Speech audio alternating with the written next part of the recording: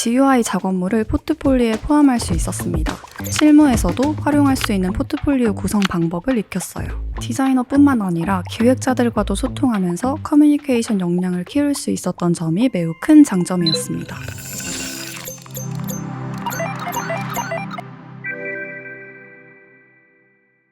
이너서클 과정에서 배운 것들을 얼마만큼 내 것으로 만들 수 있느냐가 중요했어요. 실무에 적용할 수 있게 응용해 볼 수 있는 것들은 무엇이 있을지 스스로 고민을 많이 했습니다. 그렇지 않으면 제대로 체득되는 경험이 아니라 그냥 지나가는 일이 되어버리거든요.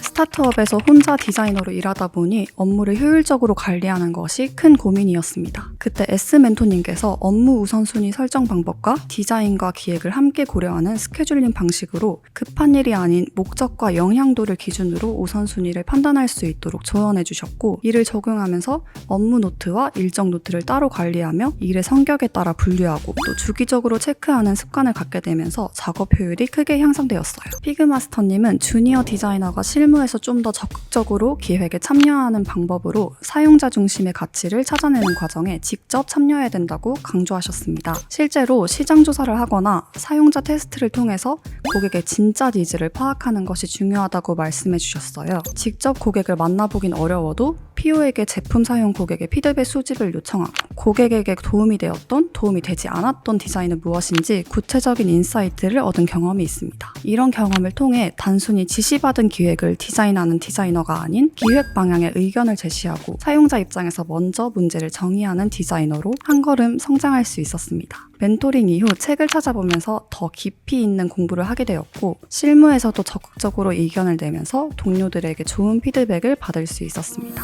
발표 세션을 준비하면서 단순히 디자인 작업물을 보여주는 것이 아니라 전략적으로 내용을 정리하고 전달하는 방법을 배우게 되었어요. 과거에는 디자인 결과물만 설명하는 데 급급했지만 이 작업이 어떤 목표를 가지고 진행되었는지, 어떤 가치를 담고 있는지 등을 효과적으로 전달하는 법을 익혔습니다. 발표를 하게 되면 준비한 내용 외에 돌발 질문이 들어오게 되잖아요. 미리 예상 질문을 정리하게 되고, 그러다 보면 질문들을 논리적으로 분석할 수 있게 되고 또 당황하지 않고 대응하는 능력을 기를 수 있었습니다. 이 경험 덕분에 실무에서 보다 명확한 의도를 가지고 소통할 수 있게 되었고, 협업 과정에서 커뮤니케이션이 훨씬 수월해졌습니다.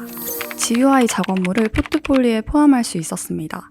이를 통해 디자인 프로세스를 체계적으로 정리하는 경험을 할 수 있었고, 실무에서도 활용할 수 있는 포트폴리오 구성 방법을 익혔어요. 실제 개발까지 진행된 사례가 부족해 완성된 프로젝트 형태는 아니지만 과정에서 배운 디자인 시스템 구축 방법, 협업을 고려한 디자인 접근법과 같은 부분들을 포트폴리오 제작 시 큰 도움이 되었습니다. 리더님과 멘토님들의 실무적인 코칭과 진심 어린 피드백이 정말 큰 도움이 되었습니다. 멘토님들의 조언 덕분에 단순히 디자인을 잘하는 것이 아니라 실무에서 어떻게 전략적으로 접근해야 하는지, 커뮤니케이션을 어떻게 해야 하는지를 배우게 되었습니다. 디자이너뿐만 아니라 기획자들과도 소통하면서 커뮤니케이션 역량을 키울 수 있었던 점이 매우 큰 장점이었습니다. 덕분에 좋은 동료들을 만나 네트워크를 쌓을 수 있었고, 새로운 커리어를 시작하는 계기가 되었습니다.